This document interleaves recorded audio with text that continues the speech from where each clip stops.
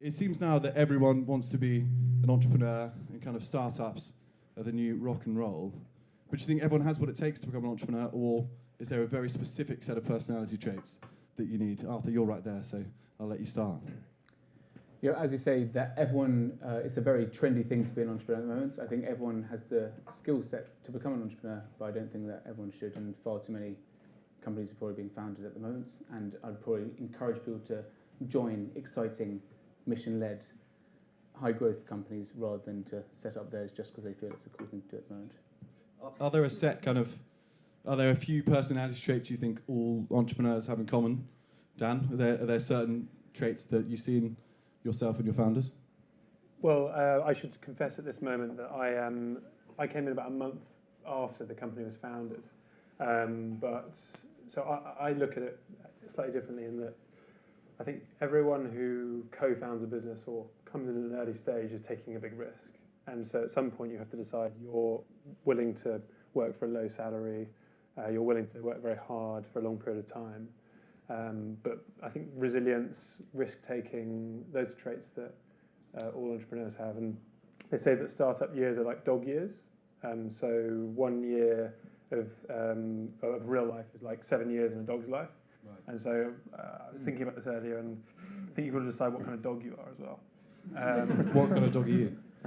Well, my name's Daniel, so I'm Daniel the Spaniel. Run around like a headless chicken. This is like a date show. It's like blind date. It's to the back. Yeah, not available. Rest of it. But we often hear, I suppose it's interesting you say that, we often hear about the successes and all the highlights of being an entrepreneur, but most of it is, in fact, sacrifice and aging and turning into a dog in some ways. But I wonder what the kind of big sacrifices you found yourself making. Freddie, were there any... You had to get up at 3 a.m. every morning, didn't you, at the start? I did. Hello, everyone. Yeah, so I think the first year was pretty brutal and probably had a grave effect on my mental state. I felt horrific. I recall a nervous breakdown on the edge of... I'd been up since 2:30 in the morning and I was still delivering flowers at 7 p.m. in the evening in Kentish Town, and I had to get back to my home in Wandsworth. And I was just thinking, and I know this evening I've got to make all of the leaflets and I've got to get back up again at 2 o'clock tomorrow morning. And I did actually pull over and phone someone and just start sobbing. So that was a brutal story, which is very unhappy actually, because most of it's happy.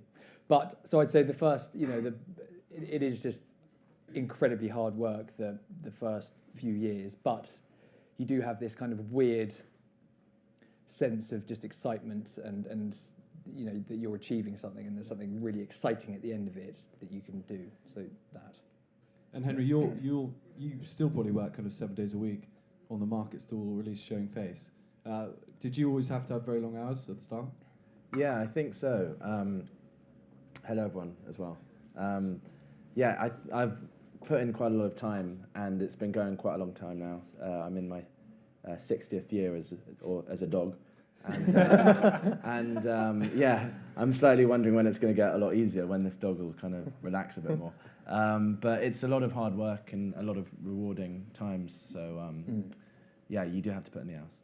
Yeah. Well, a lot of I guess importance is put on the central idea, the idea of having a big idea for an entrepreneur. Do you guys think your idea came very quickly, like a eureka moment, or was it kind of a slow, creeping sense of realization? Archie, how did you get started? So I started out, I started out with velvet slippers. And that's obviously now not what we do.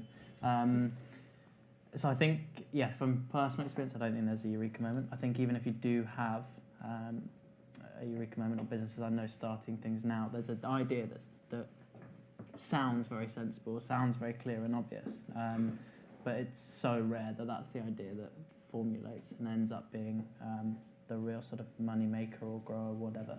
I think you've got to start somewhere. I think a lot of people do end up really overanalyzing the market, and they find a competitor here or they find someone here that's doing a similar thing.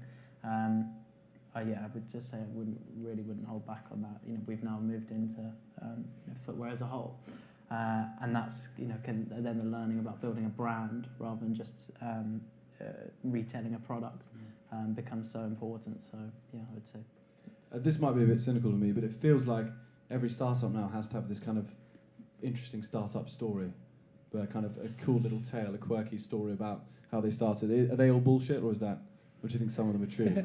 I'm not looking at anyone in particular, by the way, when I ask that question. I'm trying not to make eye contact, because I'm sure yours are all thoroughly ingenuous. But Freddie, do you think Mine was true. Mine was true. someone had to go for it? Bullshit. Is your name actually My Freddie? story is true. I'm full Freddie, and yeah, that is it. And I guess the story. Well, the story is true. Yeah. So I have a surname that is Garland, and my mum and dad were in the flower industry. I suppose we slightly embellished that in that I described my dad as a florist when he kind of had a flower shop, and he doesn't like being called a florist. And my mum kind of worked in the flower shop a bit. But then, so to the question before, in some ways, I also think that I worked at a company called Able and Cole, who did a subscription delivery service. So I kind of think it's from where, an idea comes from the area you're currently working in. For me, anyway, and I just felt that I was in subscriptions and I knew a bit about flowers, and I was just like, put the two into this kind of works, but. Yeah, no, it is quite a good story I've got, actually. It's not, yeah. I think it's great. And what were the kind of the big mistakes you guys made early on? What do you look back on in those first years, Arthur? Again, I don't want to look at anyone when I say this, but Arthur, what do you think? How did you mess up? I think the primary way we messed up was around something which probably, if you were starting a business, having kind of done an MBA and thought of it like that, you would never have messed up on typically. But I mean, our business is a renewable energy company, so we kind of turn waste coffee grounds into advanced biofuels and biochemicals. So there's an ability there to do a lot of stuff and employ a lot of infrastructure in doing so. And we kind of took it head on. This was someone who I'd studied architecture at university, and I was kind of 23 or so at the time, and thought like, I'll set up this kind of large energy company from scratch. And no one, in retrospect, was like, stop it, Arthur, never do this. And because of that naivety, I kind of set off on a route which, in retrospect, is a huge mess up. So we attempted to own that full supply chain, so built factories, built an R&D team from scratch, developed products, incredibly capital intensive and very complex to and involved employing a lot of people.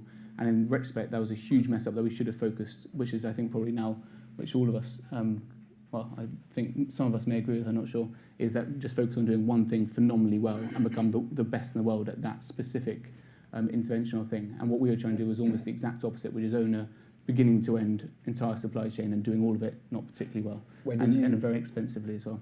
When did you find out that you'd made that mistake? Way too late. I mean, I spent a lot of my time surrounding myself with kind of like, grey old men who were like, Arthur, come with me and we'll do it together. And so I thought these I thought these were the people who would tell me these mistakes, and I think they were just kind of like, God, this guy's got balls. He's really going for it.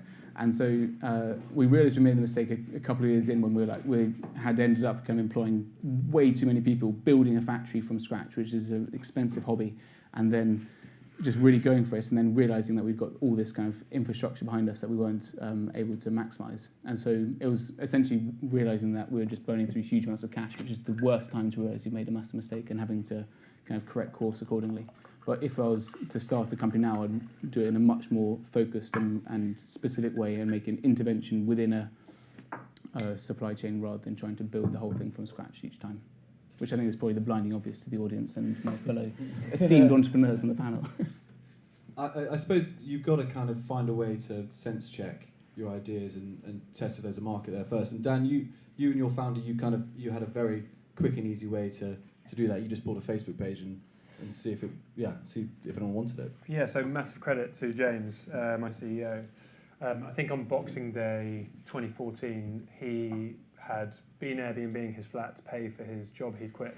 And he then went away for a week and realised that it was difficult to manage his property while he was away.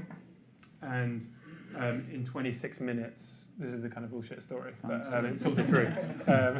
In 26 minutes, he built a landing page for a website, for a service that didn't exist, and paid £50 for Facebook adverts, created a clip art logo, and the business was born, and he signed up clients just on a promise of the service. And actually, I think, of course, the service itself at the beginning, before I joined, was terrible. But he was able to answer the question, the first and most important question: do people actually want to buy what I'm providing? But he'd really, offered the service. He offered the service. He offered Said the service, this management service exists. Yeah. And then when he started getting clients ringing him and saying, "Yeah, I want to pay for your service," we then had to build the business.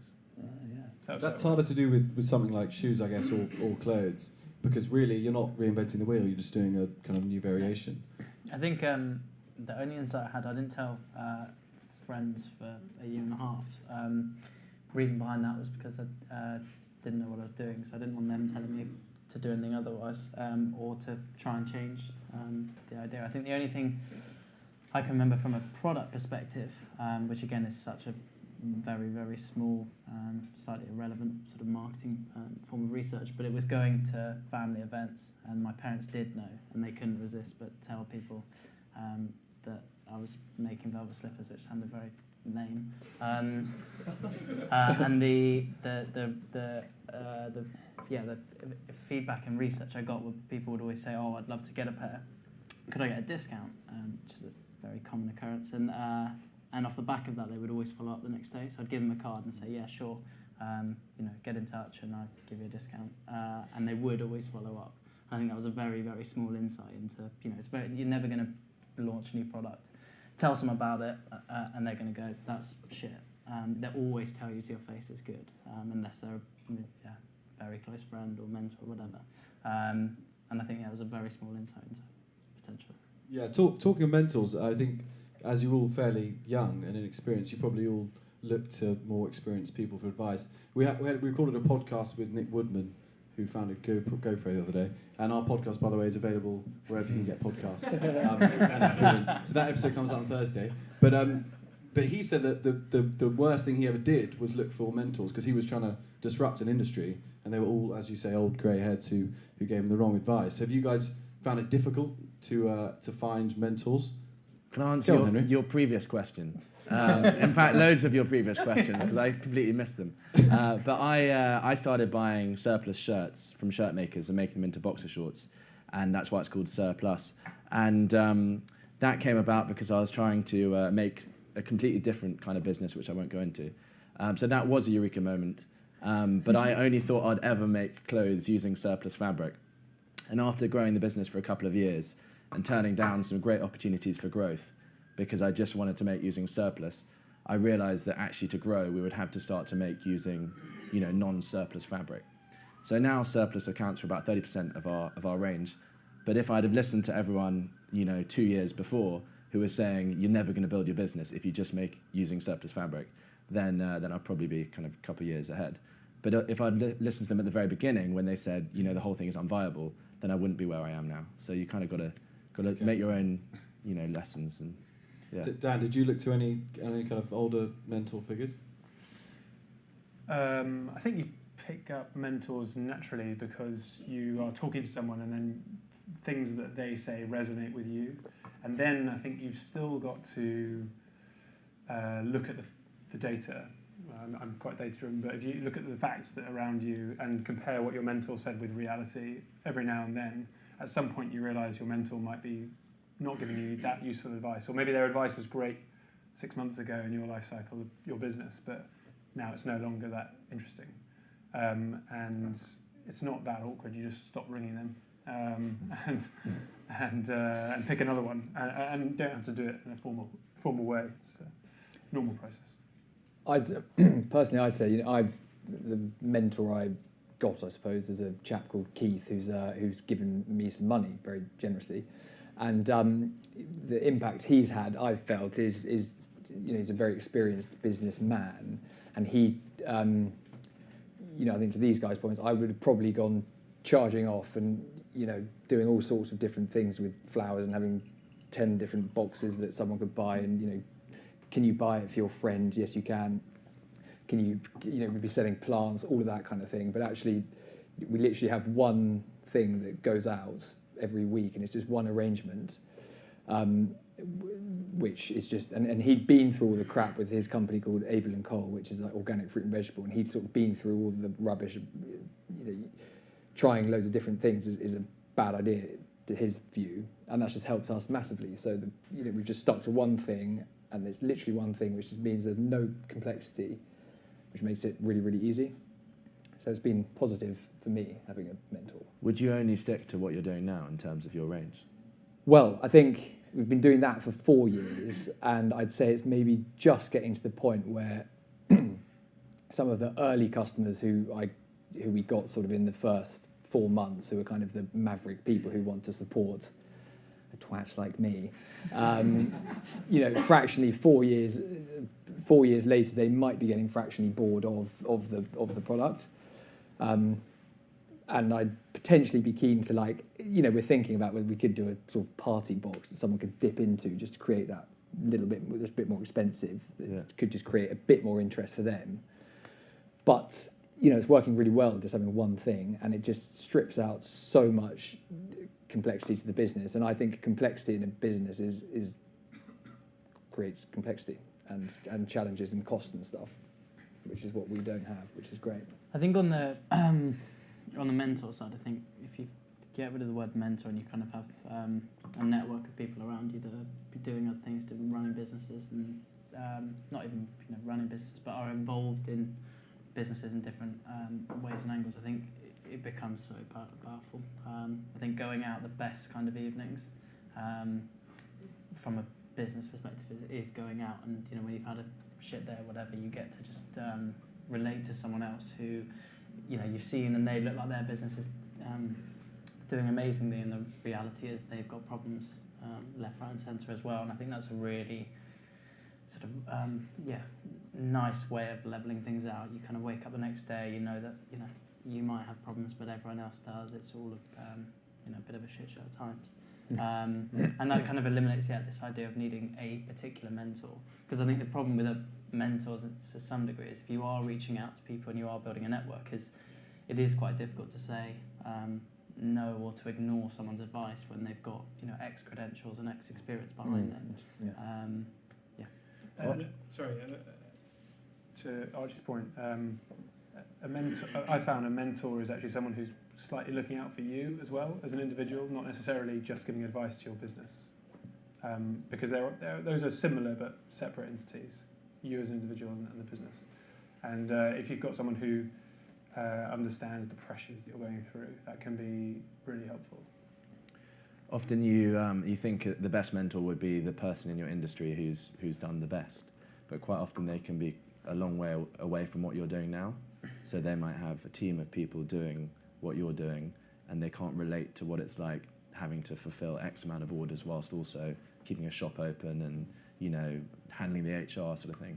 So sometimes the guy who you read about the most in the press and you reach out to thinking he's going to change all your problems is not the best person, and you'd be better. Who did you reach out to? I quite often... being filmed. Harry Jarman.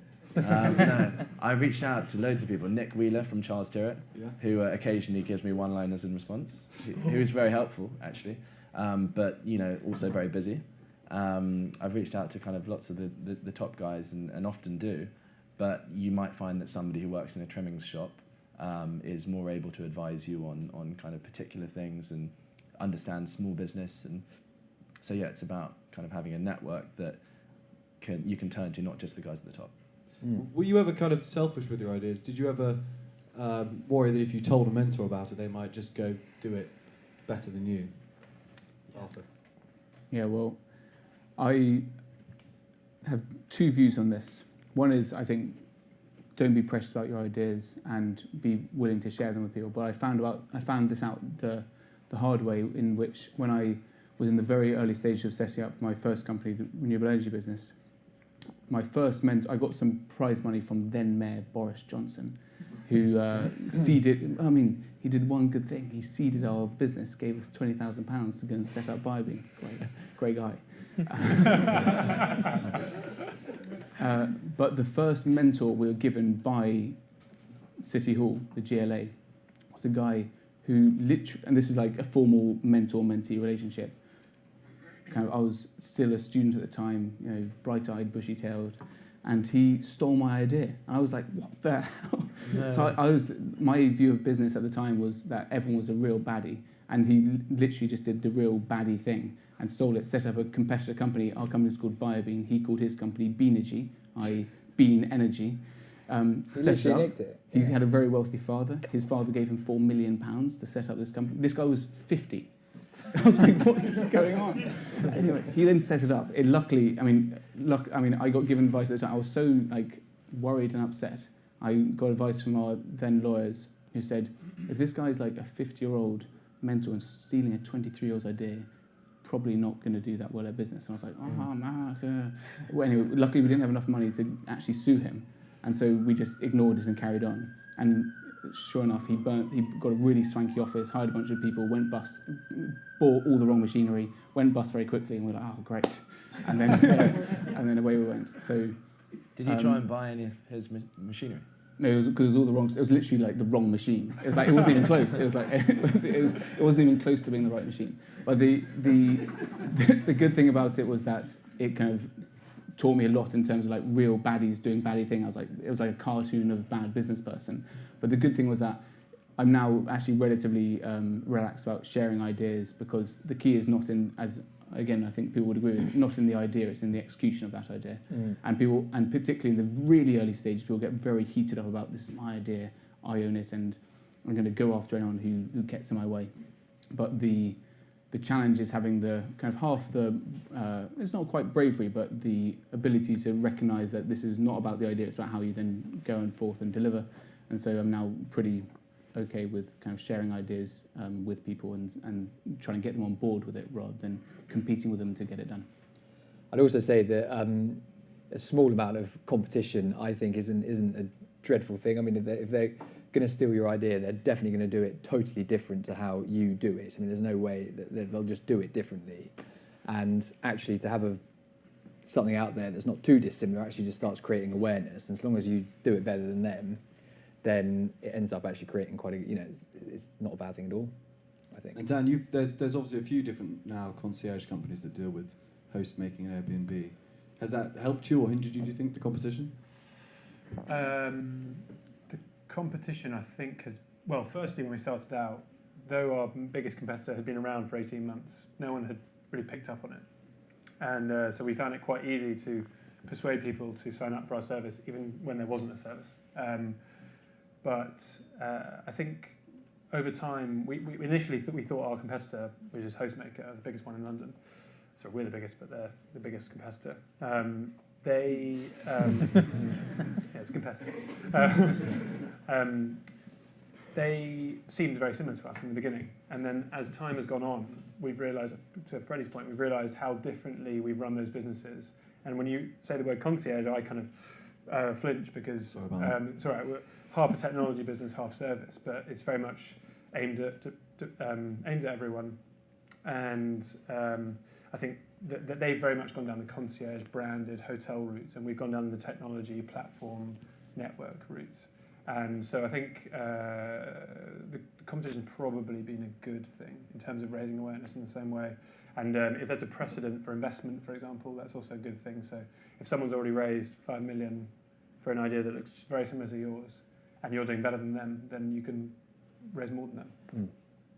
Yeah, it's an interesting thing, fundraising, because you're all at kind of different levels and you've all gone through different strategies. I mean, Dan, you've done both crowdfunding and also kind of private equity, haven't you? Yes, so we've done, I think, 3. We had an accelerator round, Pi Labs we were part of, and then 3 rounds of funding. Both individuals, angels, crowd investors, and institutional. Yeah. And Archie, you started off with a kind of a small sum which you borrowed from your family. Yeah. Do you think that made you, the fact that you knew you had a kind of finite amount of cash, that made you hungrier? I think so. We still haven't raised. I think I did things badly at the start. I waited too long to bring hires in and so on, and that was probably when I didn't seek advice. But definitely to the point on understanding business and understanding metrics. And I think people that are very good at business, if you like, and have built big businesses are very, very scary in the way they can come across, because they can strip apart your business very quickly. They can talk, every line of their business. And I think it, without meaning to, that's what it allowed me to do, was, know that you have a very finite amount of cash. I didn't really have anything else going on at the time, so it kind of had to work in my eyes. And what it meant was that, from a return on investment perspective, every single pound had to, to make at least double back. So I think it's a massively powerful thing. I would completely agree with Henry on the point of brands and opening up to showing what's behind the brand and the business. You've got to have a magic factor. You also, I think, want to hold out until right, if I take on this amount, I can do this with it.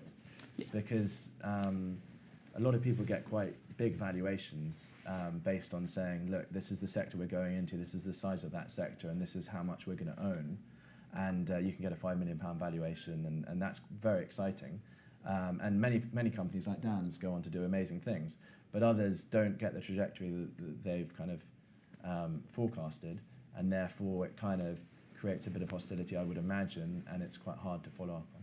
Yeah. I think it does as well. It's a very, very one-sided view on it. But if you raise a lot of money initially, and you're essentially raising money off a dream, because obviously you haven't done anything yet, it can make you quite lazy, because you can hire very, very quickly. And sure, if you've got a great idea, and there are obviously fantastic businesses that have grown exponentially through raising, making the right hires, having the right mentor and support at the top level.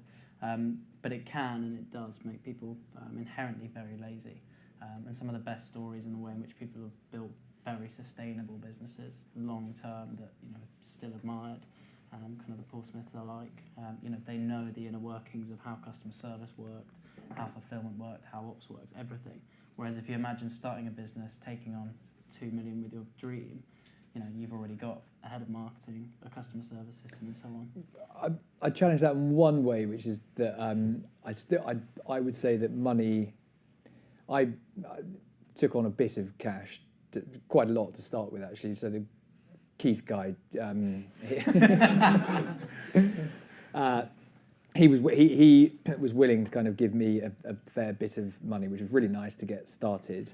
And together we formed like a very clear plan of what we wanted to achieve over 5 years. And he had the experience of a subscription business, which was very similar to mine. And we very clearly mapped out what we could get with his money. So I'd say that I think the plan is essential, but I'd say the money isn't. No matter how much money you have, you're not going to make it. You're still going to go through the whole stages of a startup. So if you're given 10 million quid, you're still going to work in a dreadful office for a bit, and then another. You might work in a quite nice office, but you can't set it up like you can't just click your fingers and set up a business. How close to your plan did you go? We're Above plan.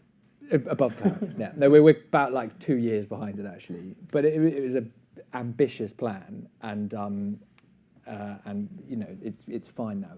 It's great, but yeah, I mean, I think it's difficult to hit your plan. Yeah. You just set out this ridiculously ambitious plan, and then you get kind of close to it, and we've kept in touch with it, which is great.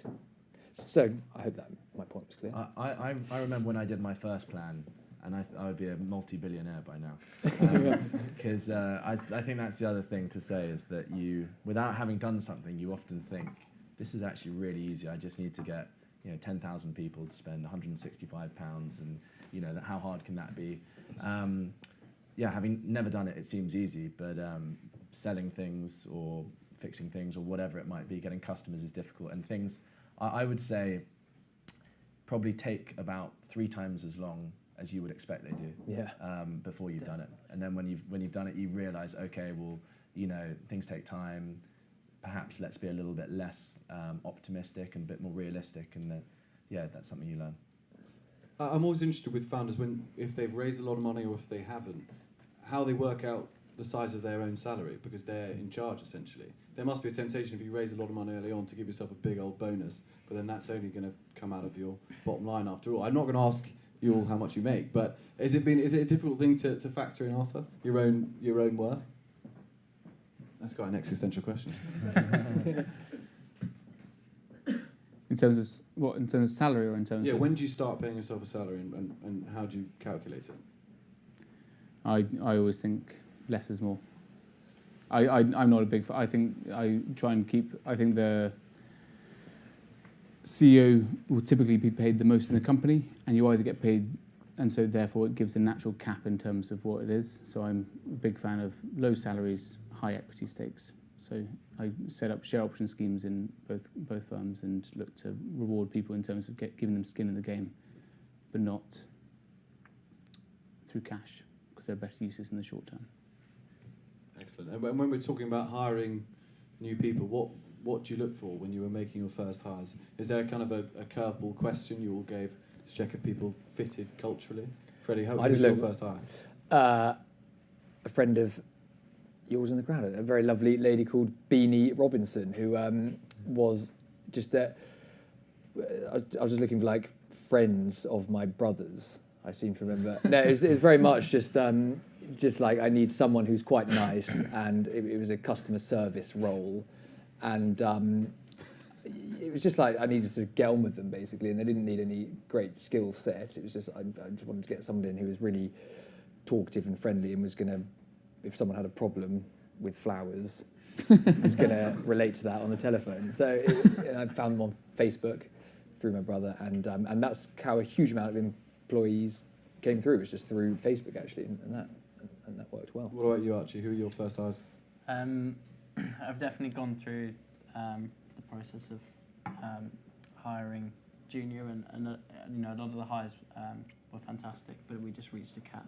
So we built a team, probably about 8 people or so, and back at the end of 2016, kind of realised there was a glass ceiling. I remember I had sort of a bit of a moment where I walked around, and there was a bit of a rubbish day. I couldn't really work out what was going on that week with sales and so on and so forth. And I walked around, and our operations manager at the time, who was amazing and who cared a lot and who loved the business, I remember going over and looking at her spreadsheet. She wanted to show me something, and it was the same Google spreadsheet that I'd set up on the first day I'd started doing sales, and it was recording sales in the same way, it was dating it, and so on.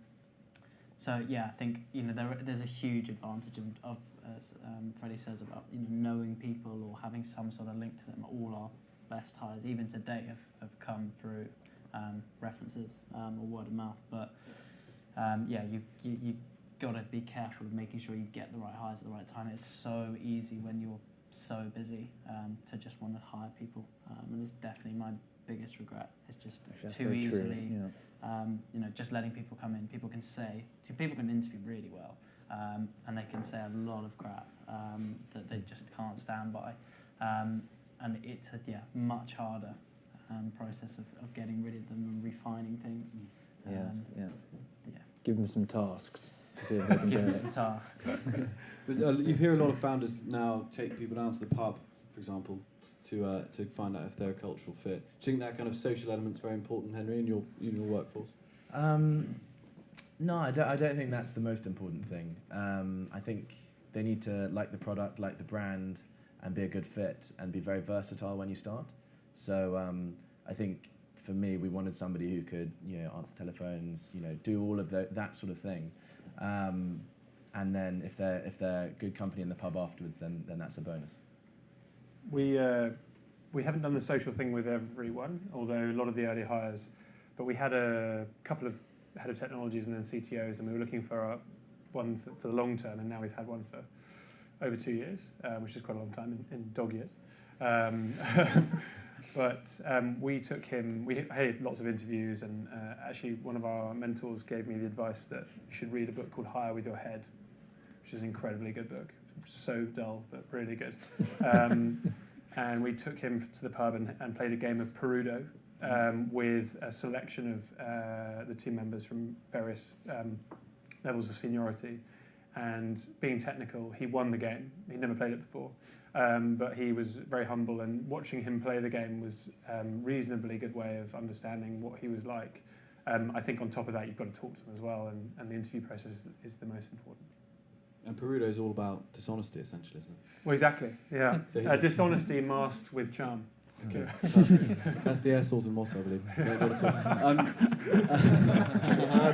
all. But I wonder how you, because you're all young essentially, and you probably have never worked in that many workplaces before you got started. So, how would you learn management skills and personnel and HR skills on the fly? Arthur, have you found it tough, difficult? What do you think your employees would say about you as a boss? Very flattering things. I'm sure they would, yeah.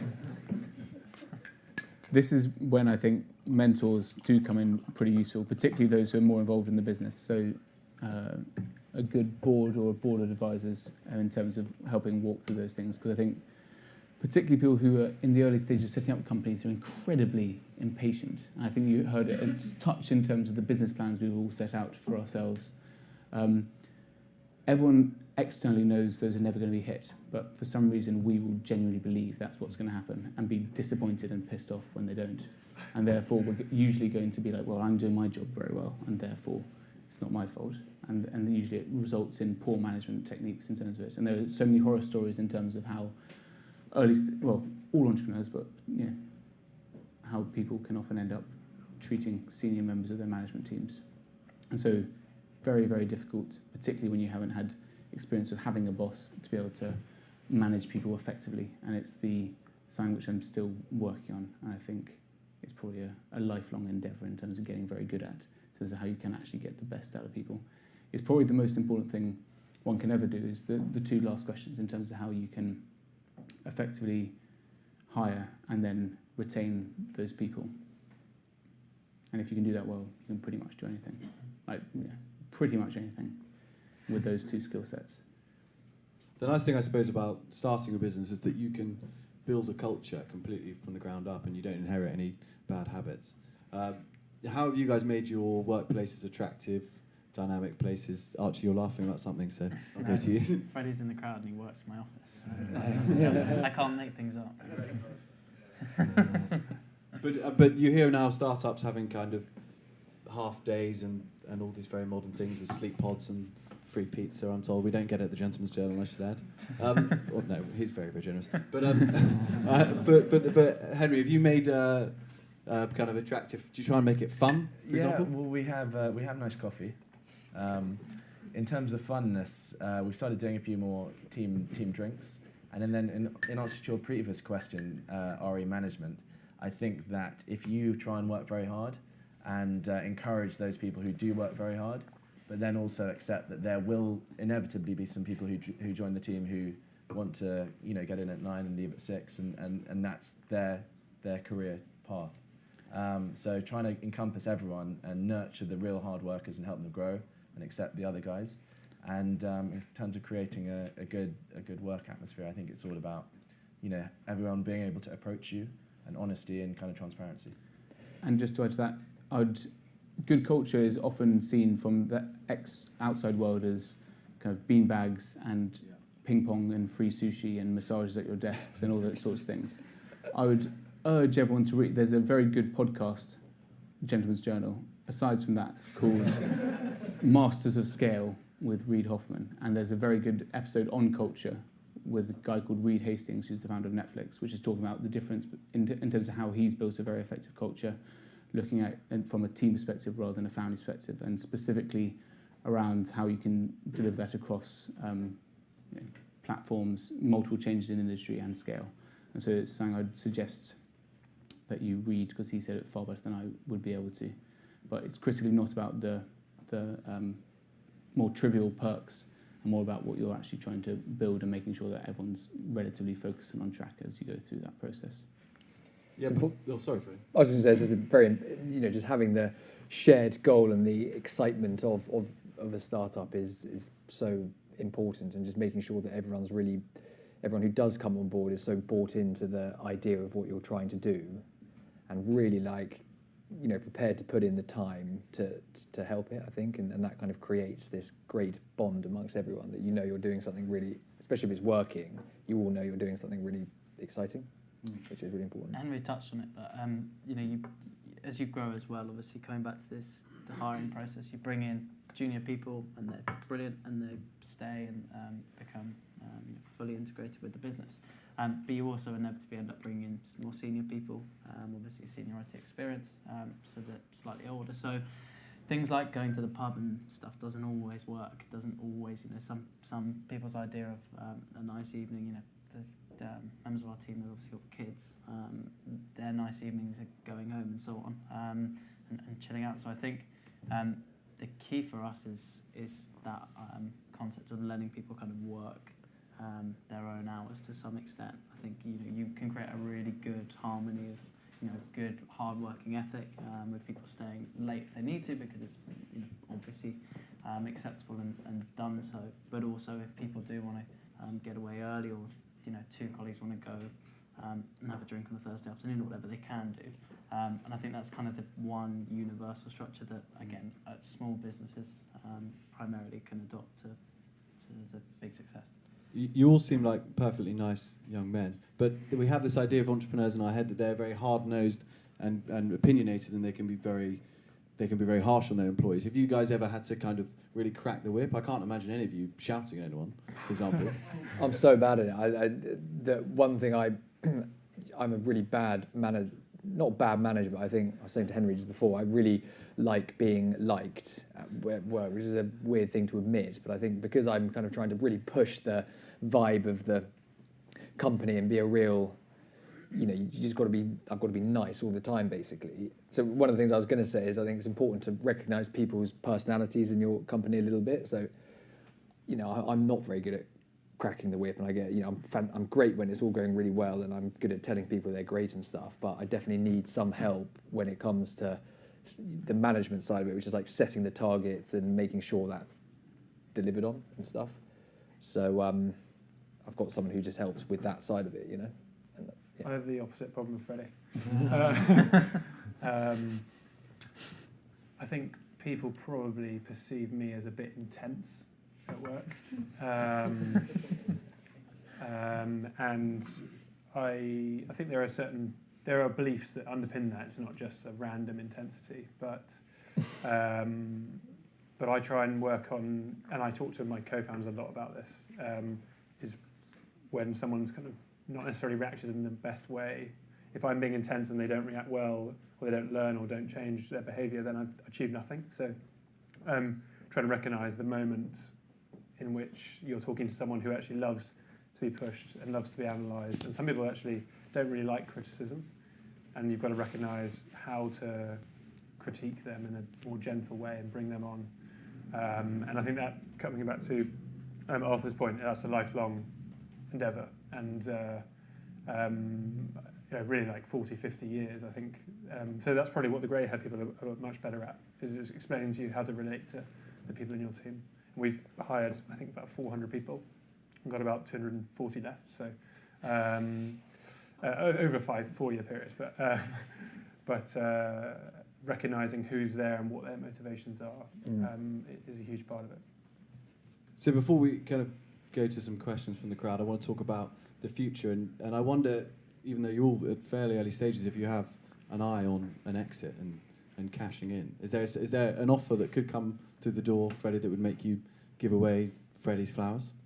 Not. I don't think there is at the moment. I mean, we're not really doing well enough for a really ridiculously great offer to come in, and I just think it's so fun and enjoyable at the moment, and there aren't many other things I would want to do, and I suppose we've got a sort of rough 5-year plan from now again that we might think about doing something then, but it's just really fun, and so we don't have any great plans to do anything at the moment. What about you, Archie? I've been down a potential route, was approached by a fashion group, big fashion group, and went to seek advice on it because wanted to know what other people are doing. The feedback was, do you know what you want to do next? And I remember vividly remember lying and saying, yeah, I definitely know. I had no idea. So ended up not going ahead, and I think exactly what Freddie would say. I think you've got to work out whether you're enjoying it and having fun, and whether that, that the classic conversation of, do you wake up in the mornings and get excited about going to work or not? I think if that stops, then the business will only go one way, and I think that also goes hand in hand,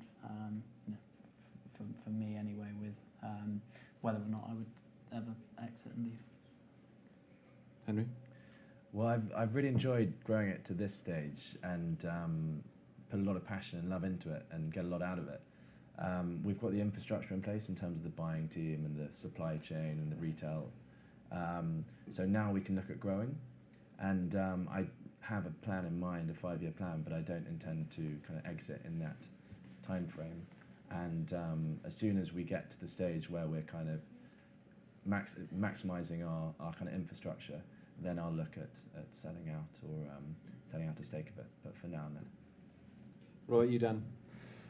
I think the way I look at this in two ways. One is actually The Hard Thing About Hard Things, which is a great book by Ben Horowitz, is when someone comes along and offers you more than you reasonably think you can create in a reasonable time frame, so say the next 5 years, where do I think I can take this business to? If someone offers you a price that takes it beyond that, then you have to ask yourself the question, are you doing it just for your lifestyle because you want to be in control of the business?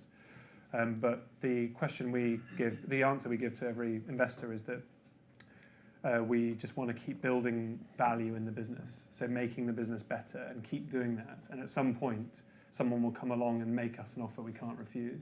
And I suppose the alternative to that is actually going through a process and saying, in 2.5 years, 3 years, 4 years' time, we will IPO, or we will go through a sale process. And I think those are both very reasonable paths. But really the focus should be on how, in the next 3 months, or the next 6 months, or the next 12 months, can I make this business a better business? Mm-hmm. Arthur, what do you think? I agree.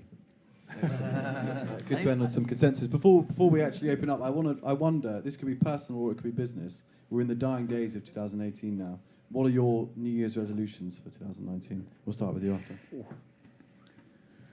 To focus. Nice, wow. Yeah, powerful. Freddie? I have just had a baby boy, which is very exciting. Congratulations. Thank you. Right, so I think my thing is to step away from I've realised that having been away to be in hospitals, give birth, you can actually just chuck a lot more at people than you think you can. And I wrote one very punchy email before I left to go away for effectively 4 weeks that just kind of delegated a huge amount of work. And I think I can carry on doing that, which is quite nice. With that. What about you, Archie? Yeah, I'd pick up on what Freddie said. I'd say just get out more. Yeah, have a baby. Get out more. Network more. I think going back to starting a business organically, you do become more of a control freak, and I think getting out, networking, there's always that regret of that month's gone by where you said you were going to go and do those 3-4 things and you didn't do them because you just got distracted with the day-to-day and someone grabbed your attention here, or you nitpicked and found a mistake there. It all becomes, in the grand scheme of things, fairly trivial. So definitely for me, it's getting out more again. Yeah, which is why events like this, I should add, are absolutely invaluable to any entrepreneur. Henry, what about you? I've got quite a long list, but less caffeine, trying to give up meat. I did that for about 8 months this year. And then these canapes were delicious, so I'm kind of having my last few weeks before I do it again, and then sleeping more and trying to take Mondays off because I work on the weekend. Yeah, great. There are more, I'll tell you later. Cool. Look forward to it. Dan? More sauna. I think sauna. Finding ways to relax is important. And why is sauna so crucial to your lifestyle? Well, I'm a big fan of nudity, for one. No, I think it's an amazing way to relax.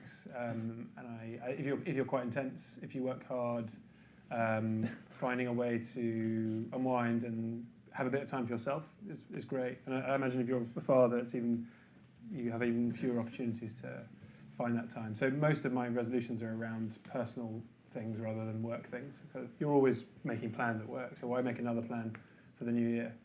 Do something for yourself or your family. Excellent. Awesome. Yeah. Right. What about you, Jay? Oh, sorry. What about you? Oh God, I hadn't thought about that. I think it would be nice if I did more exercise for everyone. Anyway, it's not about me, really. So I wonder if anyone's got any questions then to our 5 excellent entrepreneurs. In fact, before that, let's just have a round of applause for these handsome men. And Rob is going to give out the microphone. It's quite fun to have a play on this, so even if you haven't got a question, just a bit of beatboxing or something. Anyone? This chap in all the people's glasses. What were your biggest challenges growing your business and looking to grow for the future? Yeah, is that to anyone in particular, or just Yeah, anyone in particular. who'd like it? I mean, not anyone in particular. I'd say for me it was finding our supply chain, which took a long time, and you have to constantly talk to different people and try different things out to ensure you can get a really quality garment. And it's something you build over years, and you need to keep different people making the same product so that if that factory gets really busy at that time, you can find another factory, and if that factory's quality starts to go down a little bit, you've got something else backed up. So we're constantly trying to improve our supply chain. Cool. Focus. Just doing one thing well rather than, it's already been discussed, but as things start to grow, even in very early stages, a lot of people reach out to you. A lot of people want to do things, and some of it's obviously sales driven or a sales pitch, but some of it's just, we want to work with you, or we want to do this, want to do that. You've got to learn to say no. It's not necessarily rude, and you've just got to focus on things. Otherwise, you end up having so many plates spinning, and none of them really pay. How did you know when to leave behind your profession, if you had one previously, and take the leap and devote your entire life to this? I had done 4 years at my last company, and so I'd done 4 years there, and I think I just very clearly reached the pinnacle of what I felt I could get out of that company. So it was running a door-to-door sales team, and done quite well, and kind of worked through and was managing quite a lot of people and stuff. And I just suddenly thought, I can just see that this is the peak of this. I'm not particularly excited by the next level. I've got quite a good idea sort of simmering in my mind, and I just, I was just like, I might as well give it a crack, because I was just getting fractionally bored, basically. And I think getting bored is a dreadful thing. So I just thought, let's try something. I started when I left uni, and it was relatively risk-free at that stage. And I think that you can do a lot of the early stage things in between, leaving work and going to bed, whether it's, doing your logo, getting your website built, getting your product sourced, so that when you leave, you've got a running start. Because otherwise you'll, I think, hand in your notice and realise actually, the web developer can't make my website for 3 months, or certain things take time. So I think get the framework ready and then go for it. I had a job in property recruitment very briefly before I started. Didn't go to university, and then was pressured into getting a job quite quickly. And the only tip I'd have again, starting and doing work, or starting your business while you're at work, it makes a lot of sense. There's a lot of, we've all said, if you plan this, it takes this long, it takes 3 times longer. So not necessarily leaving work until you fill you up, so you have to, is a very clever thing to do. And I remember I took an iPad and somehow managed to get away with saying that I typed faster on it. And obviously you can put an iPad screen on a desk, so if anyone wants an insight, that's the best way of it's the best way of working at work. Nice. obviously as young founders, did you ever kind of face any kind of age stigma in terms of obviously being young and trying to enter the market, and obviously getting people to trust you in terms of you're young guys and being legitimized in the business world? I mean, you hear about imposter syndrome, etc. I think that's pretty real. Every meeting you go into, especially in the early days, you feel like you know very little, and the way they talk jargon at you makes you feel uncomfortable.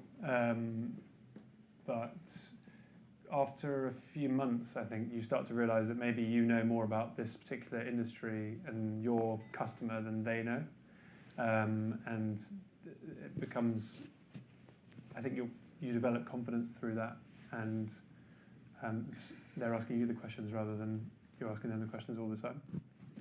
So I think with age, it can be a positive thing as well. So it's great if you're 45 and you have loads of experience if you're starting a business, but actually if you're 25 or 23 or 20, then you can take risks.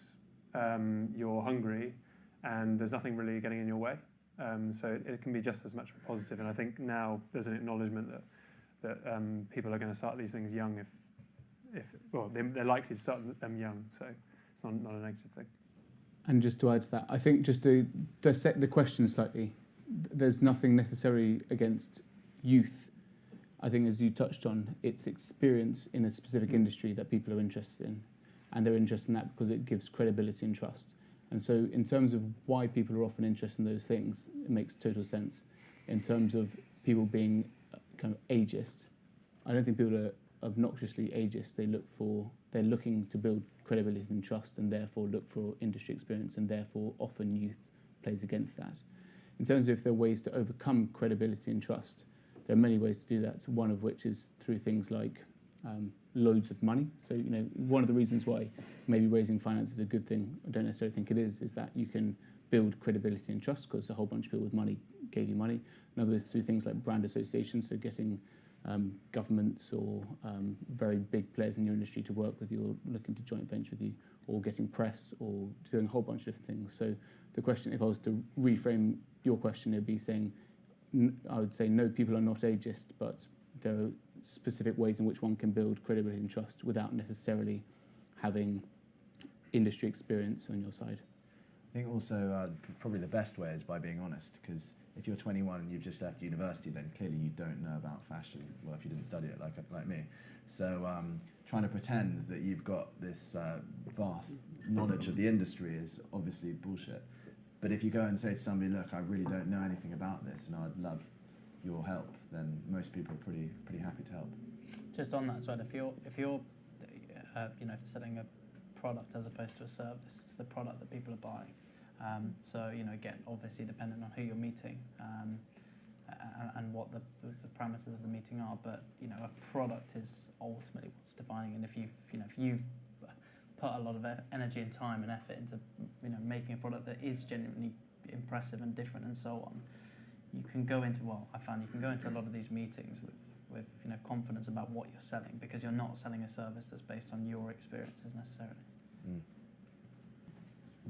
Thank you. So obviously, as young entrepreneurs and startup businesses, you go through periods of dark times where you're not doing too well. How do you cope with said periods of time, and what do you do to get through them? Cry. I could attempt to answer that question. Seriously, how do you cope with difficult times? I think you've got to step back and look at what's in your control. Often you can imagine that things that you imagine there are things that are not in your control, and actually that you can have some influence over them. Sometimes things feel like they're sort of spinning away out of control, but actually you can do something. And so identifying what that is, and I think refocusing often helps. So ignoring certain risks that you're leaving on the table, and then taking on the biggest one and making sure that you're really not leaving that unattended. And you've got to chat to people about it as well, and talk to, if you've got a small group of people around you, then you can be in a kind of complete pickle one evening, and then you just go and chat to someone about it and realise quite quickly it's never quite as bad as you think it is, and when you actually put your mind to it, you can work out what to do. I find that when you listen to the news, you realise, you know, what's happening, and you're like, actually, you know, I'm a relatively small part of this, and my problems aren't that big, you know. And like, there's other stuff that could be happening. I'm alive, I'm happy, I'm healthy, you know. Making nice clothes. Times are good. I think, speaking to people is definitely, you know, as I said, I'm speaking to other interesting people in business, founders of other companies, because, you know, unless you're doing something spectacularly wrong, everyone who's doing reasonably well makes their stuff look good from the outset, the marketing, the social, and so on. But as I say, there's no business that's just clean sailing from the startup world, zero. So everyone's got problems and niggles, and something's let them down. There's too many variables to go wrong. So speaking to others is the best way of, again, understanding the severity of your problem, which is minor. I've got a folder where I take screen grabs of funny things, and that's great. So you can look through that, and it's very amusing. There was this one guy who bought a waistcoat from us, and he returned it a couple of weeks later, and it had obviously been worn. So we replied saying, "I'm afraid this has been worn. We can't sell it." And he replied saying, "That's outrageous. You know, I didn't wear it."